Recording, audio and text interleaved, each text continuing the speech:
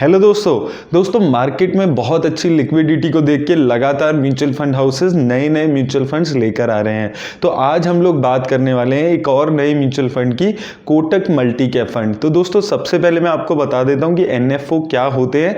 दोस्तों जैसे जब कोई नई कंपनी अपने आप को मार्केट में लिस्ट करती है तो वो अपना आईपीओ लेकर आती है, वैसे ही जब कोई नया म्यूचुअल फंड आता है मार्केट में तो वो अपना एनएफओ लेकर आता है, यानी कि न्यू फंड ऑफर। अब दोस्तों अगर हम इस पर्टिकुलर फंड की बात करते हैं यानी कि कोटक मल्टी कैप फंड, ये एक मल्टी कैप फंड है। तो सबसे पहले मैं आपको बता देता हूं कि मल्टी कैप फंड्स कौन से फंड्स होते हैं। तो दोस्तों मल्टी कैप फंड्स वो फंड्स होते हैं जिनको कम से कम 25% पैसा लार्ज कैप, मिड कैप और स्मॉल कैप में तीनों में लगाना होता है। तो यहां पर दोस्तों हम इस वीडियो में डिटेल में बात करने वाले हैं कि ये क्या इसकी इन्वेस्टमेंट स्ट्रेटेजी रहने वाली है, और एंड में मैं आपको ये भी बताऊंगा कि क्या आपको अभी इस एनएफओ में इन्वेस्ट करना चाहिए या नहीं। तो दोस्तों ये एनएफओ 8 सितंबर से ओपन हो चुका है और 22 सितंबर तक ये ओपन रहने वाला है। अब दोस्तों जैसे कि मैंने आपको बताया था, जो मल्टी कैप फंड्स होते हैं वो minimum 25% large cap, mid cap और स्मॉल कैप में इन्वेस्ट करते हैं, और जो बाकी 25% बच जाता है वो इनकी डायनेमिक एलोकेशन रहती है कि वो किसी में भी इन्वेस्ट कर सकते हैं,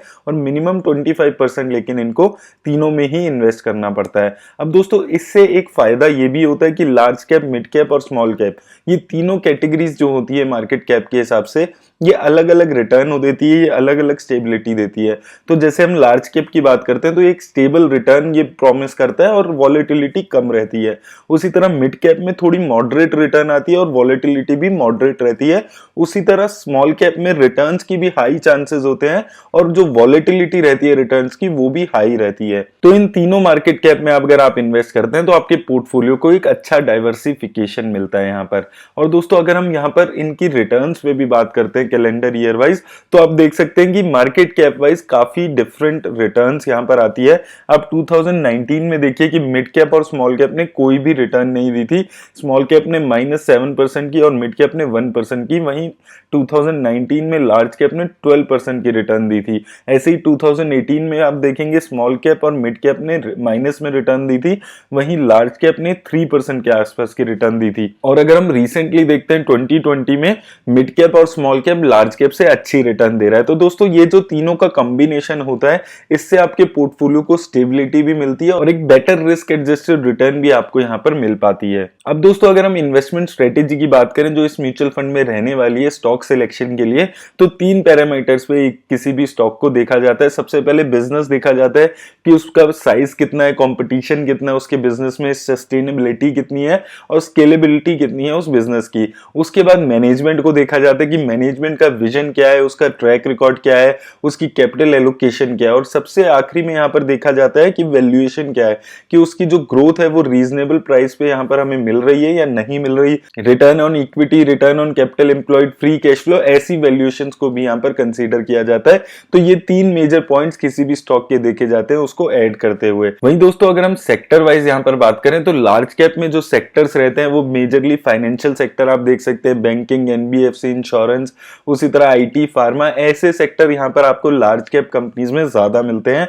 और अगर हम यहां पर मिड कैप और स्मॉल कैप में बात करते हैं तो वहां पर काफी डिफरेंट सेक्टर्स आपको मिल जाते हैं, रिटेलिंग, केमिकल, एपीआईज, फर्टिलाइजर्स, जो आपको लार्ज कैप में देखने को नहीं मिलते हैं। तो यहां पर अगर आप लार्ज, मिड और स्मॉल कैप इन तीनों का कॉम्बिनेशन अपने पोर्टफोलियो में ऐड करते हैं तो आपको ये सारे सेक्टर्स मिल जाते हैं, डिफरेंट सेक्टर्स आपके पोर्टफोलियो में ऐड हो जाते हैं।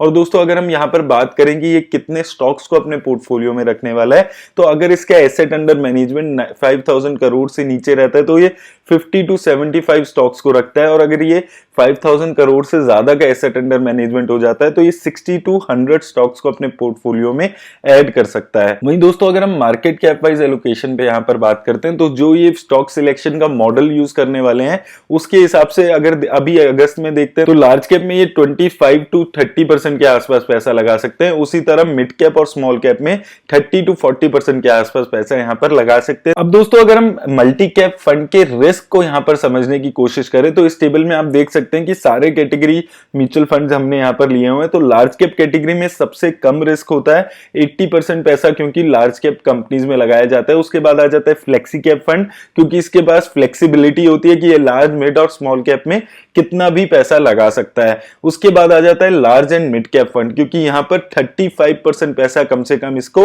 लार्ज और मिड कैप कंपनीज में लगाना होता है। और इन तीन फंड्स के बाद रिस्क में नंबर आता है मल्टी कैप फंड्स का, क्योंकि मिनिमम 25% पैसा इसको मिड कैप और स्मॉल कैप में लगाना होता है। तो अगर हम मल्टी कैप फंड का रिस्क प्रोफाइल समझते हैं तो ये मिड कैप और स्मॉल कैप से कम रिस्क ले रहा है, लेकिन बाकी जो इक्विटी फंड है उससे ये ज्यादा रिस्क ले रहा है। तो अगर आप इन्वेस्ट कर रहे हैं इसमें तो आप इस चीज का जरूर ख्याल रखें। अब दोस्तों अगर हम इसकी और डिटेल पे यहाँ पर बात करते हैं तो इसका जो बेंचमार्क इंडेक्स रहने वाला है वो निफ्टी 500 मल्टी कैप टीआरआई रहने वाला है। इसकी एनएफओ की डिटेल्स हम पहले ही डिस्कस कर चुके हैं। ये 8 सितंबर से ओपन हो चुका है और 22 सितंबर तक ओपन रहने वाला है। इसके जो फंड मैनेजर रहने वाले हैं वो mister Harsha and mister Devendra यहाँ पर रहने वाले हैं। वहीं दोस्तों अगर हम इसकी एसेट एलोकेशन पे यहाँ पर बात करते हैं तो ये 75 to 100% पैसा अपना इक्विटी और इक्विटी रिलेटेड सिक्योरिटीज में लगाने वाला है। वही डेट और मनी मार्केट इंस्ट्रूमेंट में ये 0 से 25% पैसा लगाने वाला है। उसी तरह रिट्स और निविट्स में भी ये 0 to 10% पैसा लगा सकता है। वहीं दोस्तों अगर हम इसकी एग्जिट लोड की यहाँ पर बात करते हैं तो अगर आपने अपना डाला हुआ पैसा 1 साल के बाद निकाला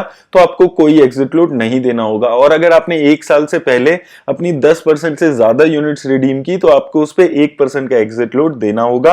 अगर हम प्लान्स की यहाँ पर बात करते हैं तो रेगुलर और डायरेक्ट दोनों प्लान्स अवेलेबल हैं। ऑप्शंस की बात करें तो ग्रोथ ऑप्शन और IDCW ऑप्शन आपके पास अवेलेबल है। अगर आपको इस एनएफओ में इन्वेस्ट करना है तो आपको कम से कम 5,000 रुपए से यहाँ पर शुरुआत करनी होगी। अब दोस्तों बात आती है कि क्या आपको इसमें अभी इन्वेस्ट करना चाहिए या नहीं करना चाहिए।